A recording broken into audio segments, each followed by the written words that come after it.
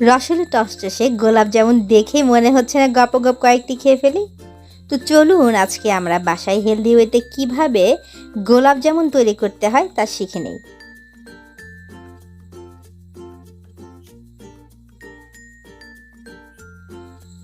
আসসালামু আলাইকুম ফ্রেন্ডস, আমি শেলিস ক্রাফটিং বিউটি চ্যানেল থেকে আবার আপনাদের মাঝে হাজির হয়েছি। গোলাপ জামুন বানানোর জন্য প্রথমে আমাদের লাগছে 2 কাপ ছানা। এই ছানা আমি ইনস্ট্যান্ট পাউডার মিল্ক দিয়ে তৈরি করেছি এবং এতে 20% পরিমাণ পানি রয়ে গেছে। প্রথমে এই ছানাগুলো খুব ভালোভাবে মথে নিতে হবে হাতের তালুর সাহায্যে, একদম চটকে চটকে না, কিন্তু ভিডিওটি লক্ষ্য করলেই বুঝতে পারবেন।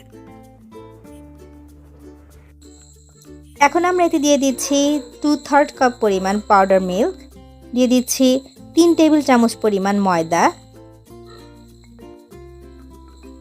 আর দিয়ে দিচ্ছি 1/2 চা চামচ বেকিং পাউডার।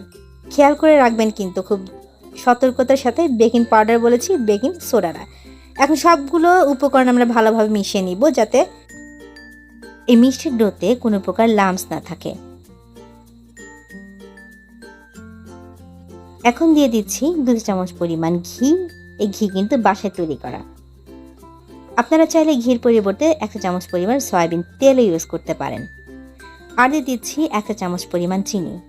এখন চিনি, ঘি এবং মিষ্টির ডো খুব ভালোভাবে মেখে নিব। আমাদের মিষ্টির ডো কিন্তু মিষ্টি তৈরি করার জন্য রেডি হয়ে গেছে। প্রথমে 2 হাত খুব ভালোভাবে ধুয়ে ঘি মেখে পরিমাণ মতো ডো 2 হাতের তালুতে রেখে আমরা তালু ঘুরিয়ে ঘুরিয়ে মিষ্টিগুলো তৈরি করে নিব, একদম ভিডিওতে দেখা প্রসেস অনুযায়ী। এক্ষেত্রে খেয়াল রাখতে হবে মিষ্টির গায়ে যাতে কোনো প্রকার ফাটল না থাকে। আমি যে পরিমাণ ডো দিয়ে মিষ্টিগুলো তৈরি করছি তাতে করে রেগুলার সাইজের থেকে বড় বড় গোলাপ জামুন তৈরি হবে। দেখতে পাচ্ছেন মিষ্টিগুলো তৈরি করার পর কিন্তু কোনো ফাটল থাকছে না। 2 কাপ ছানায় আমি মোট 17টি মিষ্টি তৈরি করেছি। আপনারা চাইলে রেগুলার সাইজের 25টির মতো মিষ্টি তৈরি করে নিতে পারবেন। এখন আমরা তৈরি করব চিনির শিরা। তার জন্য প্রথমে দিয়ে দিচ্ছি 2.5 কাপ পরিমাণ চিনি, দিয়ে দিচ্ছি 5 কাপ পরিমাণ পানি, আরও দিয়ে দিচ্ছি 2টি সবুজ এলাচ। এই এলাচ কিন্তু এই শিরায় সুন্দর একটি অ্যারোমা দিবে। এখন আমরা নেড়ে নেড়ে এই চিনির শিরাটা জাল দিয়ে নিব চিনিটা গলে যাওয়া পর্যন্ত।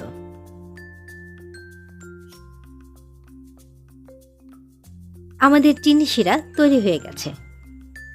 এখন আমরা মিষ্টিগুলো ভেজে নিব। তার জন্য লো হিটে কড়াই বসিয়ে পর্যাপ্ত পরিমাণ তেল দিয়ে দিচ্ছি।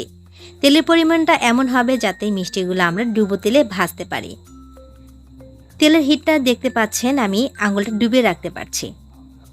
এই অবস্থায় আমরা মিষ্টিগুলো দিয়ে দিব। তো প্রথম মিষ্টিটা দিয়েই দেখতে পাচ্ছেন আপনারা কোনো রকম বুদবুদ তৈরি হয়নি।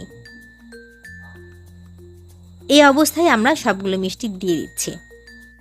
লো হিটে আমরা মিষ্টিগুলোকে ভেজে নিব লাইট ব্রাউন হয়ে আসা পর্যন্ত। কোনো অবস্থাতেই চুলার তাপমাত্রা বাড়ানো যাবে না।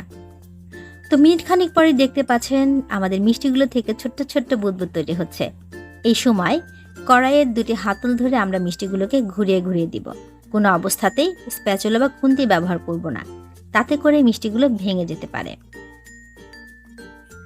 মিষ্টিগুলো লাইট ব্রাউন হয়ে তেলের উপর ভেসে উঠলে আমরা খুন্তির সাহায্যে অনবরত নেড়ে নেড়ে ভাজতে থাকব।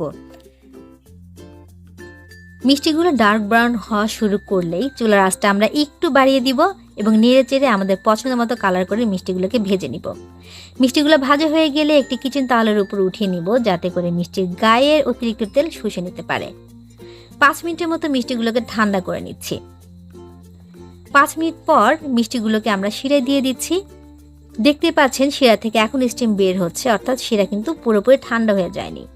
এখন আমরা ঢেকে এই মিষ্টিগুলোকে রান্না করে নিচ্ছি আধা ঘন্টা থেকে 40 মিনিটের মতো। হাই হিটে আমরা জাল দিতে থাকবো। 50 মিনিট পর দেখতে পাচ্ছেন পাত্রে যথেষ্ট পরিমাণ শিরা রয়ে গেছে। তাই শিরাগুলোকে আমরা জাল করে কমিয়ে ফেলবো এমনভাবে যাতে করে মিষ্টিগুলো শিরায় 2/3 পর্যন্ত ডুবে থাকতে পারে। তারপর আমরা মিষ্টিগুলোকে ঠান্ডা করে নিব।